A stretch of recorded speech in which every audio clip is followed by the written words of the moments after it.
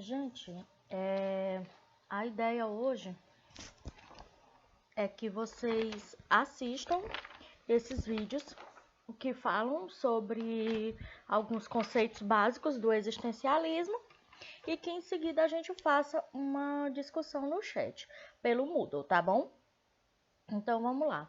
Dando continuidade àquilo que a gente trabalhou na aula passada, vamos falar um pouquinho sobre a questão da essência humana. E aí, para falar de essência, a gente traz um pensamento bem antigo dentro das ideias de Descartes, que é ainda uma situação polêmica para alguns pensadores, para alguns filósofos. O que é que o Descartes me diz? Penso, logo existe. Então, o que ele queria dizer? Que o homem só poderia existir a partir da consciência dos fatos. Que as coisas, na verdade, não só o homem, que todas as coisas só poderiam existir a partir do pensamento ou da consciência dos fatos. Então, se é assim, uma árvore não existe, esse computador não existe, porque ele não pensa, então ele não existe, né? Então, foi-se adaptando esse conceito, estudando isso, questionando, e aí mais na frente chegou-se a outra conclusão, né, a outra ideia. O Sartre fala: existo, logo penso. Então, assim, eu existo, então eu penso. Né? O pensamento ele vem depois da existência. Então a árvore ela existe, mas ela não pensa. Tá? O ser humano ele existe e em seguida ele pensa, tá? Ele analisa, ele avalia ideias, né? E aí ele fala que a existência assim irá determinar o pensamento e até mesmo direcioná-lo.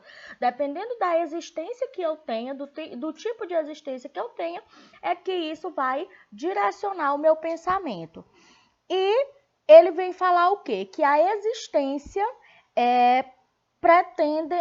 precede a essência. Por quê? Os seres eles passam a ser considerados reais a partir de si mesmo e não somente a partir de um pensamento. Tá? Um pensamento não pode definir a essência de um ser. E aí, qual o conceito que o autor nos traz de essência? Natureza íntima das coisas, aquilo que faz com que uma coisa seja o que é, ou lhe dá a aparência dominante, aquilo que constitui a natureza de um objeto. São as minhas características mais profundas, né? O que é a essência da Márcia? A Márcia é uma pessoa bondosa, mas ao mesmo tempo é uma pessoa irritada, uma pessoa que explode com facilidade, é uma pessoa que gosta de ajudar as outras pessoas, mas que acaba quando alguma pessoa a maltrata, ela não tem o pensamento de vingança, mas acaba se afastando, acaba sendo uma pessoa rancorosa. Então, essa é a essência da Márcia, né? Então, até certo ponto, consegue ter um pensamento bondoso, mas não consegue ser tão bondosa com pessoas que fizeram coisas ruins com ela, né? Até consegue ser bondosa com um desconhecido, mas não consegue ser bondosa com um conhecido que fez alguma maldade contra ela ou contra alguma pessoa que esteja ao seu lado, que faça parte dos seus afetos. Então, essa é a essência da Márcia, tá? Esse senso de justiça, de compreensão faz com que não permita que outras pessoas a ofendam, a façam mal ou façam mal às pessoas que estejam perto dela. E por que o autor fala que a existência precede a essência? Né? O homem, ele primeiro existe, se descobre, surge no mundo e só depois ele se define. Então, essa essência, ela está ligada a uma definição. Eu consigo me definir hoje porque eu me conheço bem. Porque eu já tive experiências que me fizeram comprovar isso que eu falei para vocês sobre como é a essência da Márcia, quem é a Márcia. Ok, gente? Beleza? Outro conceito que ele traz aqui, gente, é a questão do ser no mundo, tá? que ele está me dizendo aqui? O homem existe não apenas em sua relação corpórea ou apenas pelo lugar que ocupa no espaço. O homem existe em relação à sua condição de ser no mundo. Então, assim, eu ocupo um espaço e eu acabo fazendo parte daquele espaço, incorporando coisas que estão ali ao meu redor. E o estar no mundo, o fato de estar no mundo, constitui por si só um fato de muito sofrimento e desespero. Por quê? O mundo, ele tem as suas regras morais, políticas, religiosas, éticas, e todas essas regras, elas acabam nos impedindo de fazer aquilo que nós desejamos, de seguir os nossos impulsos, como fala a psicanálise, né? A psicanálise, ela fala de impulso, a psicanálise fala de id, ego e superego, né? Seguir sempre o id, ir pelo impulso. E aqui, quando ele fala dessa dificuldade do ser no mundo, é meio relembrando também aqueles conceitos da psicanálise, só que ele acaba falando com outras palavras, porque é outra teoria. Aqui nós estamos na fenomenologia, então é diferente dos conceitos de psicanálise, mas se a gente for analisar, eles se parecem muito, se aproximam muito. Tá? Essa questão do ser no mundo, de pertencer a um determinado ambiente e ter de se comportar para poder continuar fazendo parte daquilo ali. A gente não pode fazer tudo que a gente quer nos nossos ambientes. E ele fala que esse ser no mundo implica numa luta constante do homem consigo mesmo, né? Quantas e quantas vezes a gente não tem vontade de mandar o chefe tomar bem naquele lugar, né? A gente tem vontade de xingar o colega de trabalho, de chutar o para-barraca, de largar tudo e vender minha arte na praia. Aí eu me lembro que eu não sei fazer arte e que em Açailândia não tem praia. Então acaba dificultando muito a minha vida nesse sentido. E aí você recolhe toda aquela explosão, canaliza aquilo ali de uma outra forma ou absorve aquilo ali e acaba se adoecendo. Quando você canaliza, quando você direciona, quando você age de uma maneira mais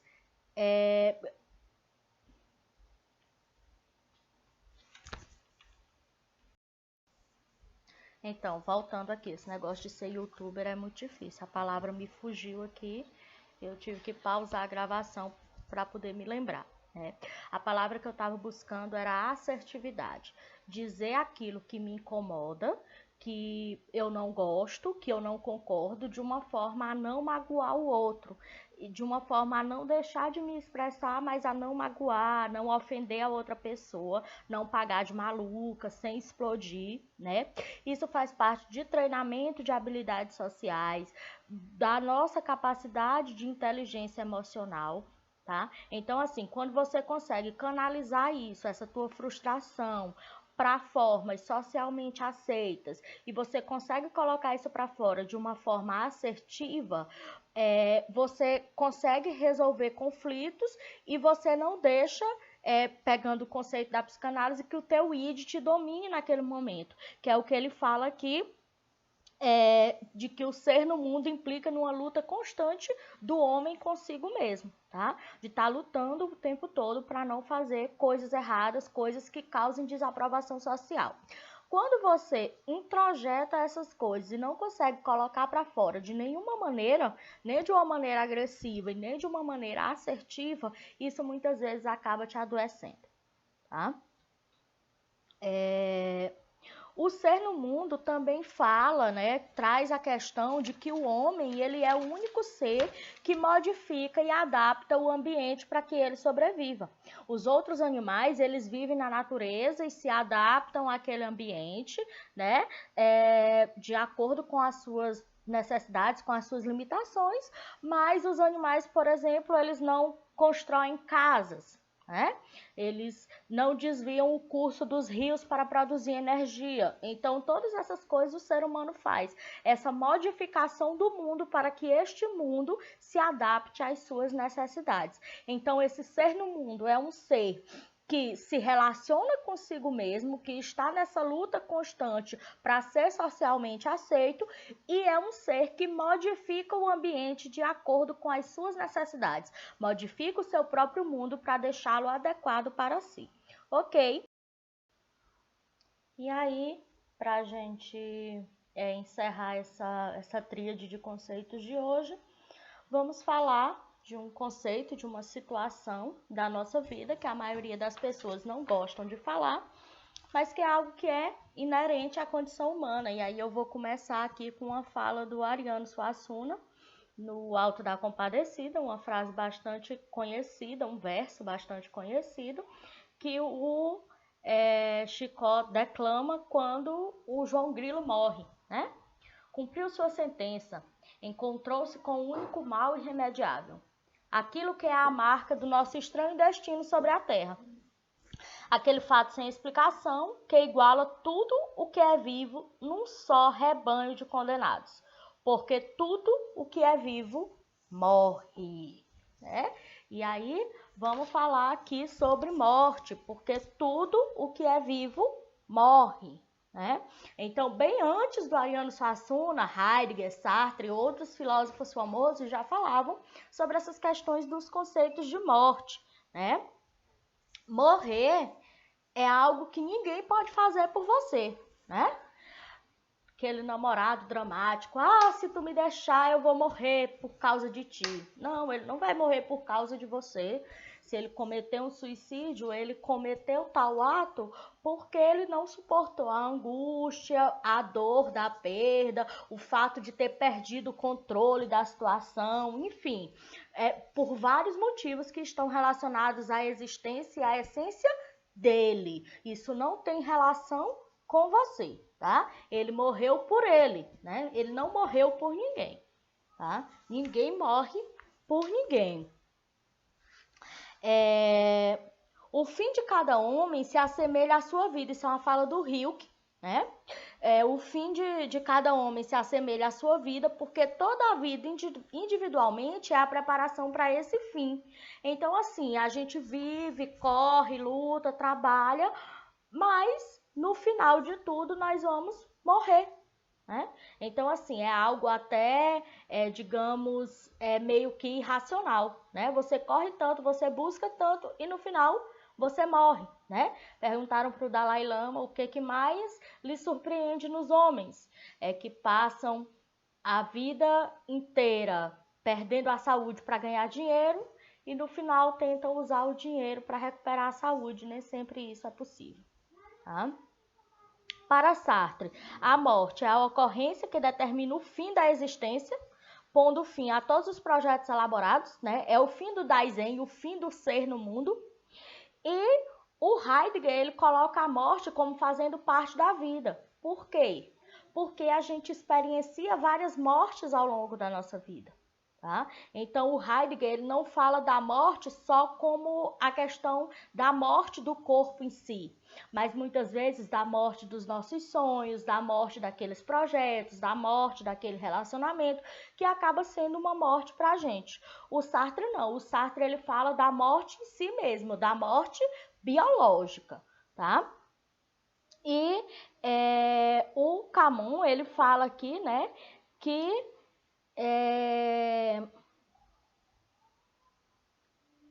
o Heidegger, ele fala que a nossa primeira abordagem objetiva do fenômeno do término do Dasein, que é a morte, ocorre através da morte dos outros. Então, nós experienciamos muito essa questão da morte do outro, né? Durante os nossos anos de vida, todo mundo já teve alguma experiência de morte, de um ente querido, de um amigo, de um conhecido, e tem uma experiência de morte que lhe marcou, que lhe trouxe alguma angústia, que lhe trouxe alguma necessidade de reflexão, né? Então, todos nós passamos por esse processo de morte, por assim dizer, tá? Ao longo da nossa vida. Tem uma coisa bem interessante de se observar, é que muitas vezes a gente tem uma necessidade de ver como que a gente reagiria a uma determinada circunstância de morte. Então, de repente, a gente que é mãe, por exemplo, vai num velório de uma criança, sei lá, uma criança que morreu atropelada ou morreu afogada, uma morte trágica de criança, algo que não se espera. E aí, ao ver aquele desespero daquela mãe, você, enquanto mãe, também se coloca ali naquele lugar, né? Será que eu ia agir assim? Como que eu ia agir se fosse o meu filho que estivesse ali morto? Tá? Isso é um questionamento que muitas de nós nos fazemos, né? A gente vê velórios lotados de pessoas que morreram de maneira trágica. Então, isso é uma busca desses sujeitos se encontrarem com a sua própria morte. Se fosse eu que tivesse morrido assim, será que ia causar essa comoção tão grande? Será que ia vir todas essas pessoas, né? Será que essa pessoa que morreu conhecia esse tanto de gente ou são apenas curiosos? Então, quando a gente está diante da morte do outro, a gente também muitas vezes se confronta com a nossa própria morte, com o nosso próprio Daizen, com o nosso próprio término do Daizen, tá? O fim desse ser no mundo, o fim dessa existência, tá bom? Beleza, gente? Vamos ficando por aqui. Eu vou colocar as instruções lá no postzinho do chat lá no Moodle, tá bom? Muito obrigada, beijo.